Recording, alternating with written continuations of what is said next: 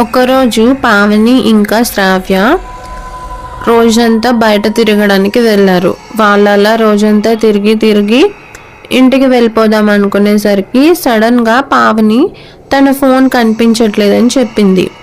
శ్రావ్య, ఎక్కడ పోగొట్టుకున్నాం, చాలా చోట్ల తిరిగావు కదా, ఎక్కడ వదిలేసి ఉంటావు, తొందరగా ఆలోచించుకో, ఇంటికి వెళ్ళిపోదాము, చీకటి పడిపోయింది కదా అని పావనికి చెప్తే పావని చాలా గుర్తు తెచ్చుకోవడానికి ట్రై చేసింది, కానీ ఎక్కడ వదిలేసిందో తనకైతే గుర్తు రావట్లేదు.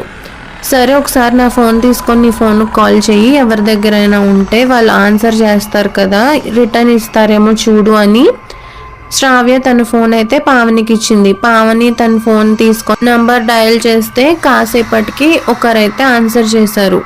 ఎవరు మీరు, నా ఫోన్ మీ దగ్గర ఉందా, మీరు ఎక్కడున్నారు చెప్పండి అంటే వాళ్ళు ఏం మాట్లాడలేదు. ఏం మాట్లాడరేంటి అంటే సడన్గా అటువైపు నుండి ఆ పర్సన్ అయితే నవ్వుతున్నాడు.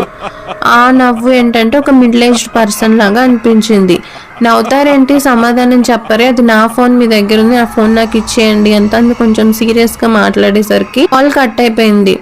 నీ ఫోన్ ఎవరో తీసేసుకున్నారు, రేపు వెళ్ళి కంప్లైంట్ ఇద్దాంలే, ఇప్పుడైతే చీకటి అయిపోయింది కదా, ఇంటికి వెళ్ళిపోదామని ఇంటికి వెళ్ళిపోతున్నారు. శ్రావ్య అయితే తన పేరెంట్స్తో ఉంటుంది, కానీ పావని అయితే ఒక పీజీలో ఉంటుంది. తనున్న పీజీ ఏంటంటే కొంచెం ఊరికి చివరగా ఉన్నట్టుగా ఉంటుంది.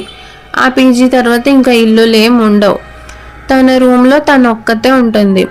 శ్రావ్యాన్ని ఇంట్లో దింపేసి పావని కూడా పీజీకి వెళ్ళిపోయి తను అలా రూమ్ డోర్ ఓపెన్ చేసేసరికి షాక్ అయింది. ఎందుకంటే పావని ఫోన్ తన రూమ్లోనే తన స్టడీ టేబుల్ మీదే ఉంది. మరి పావని ఫోన్ లిఫ్ట్ చేసి నవ్వింది ఎవరై ఉంటారు?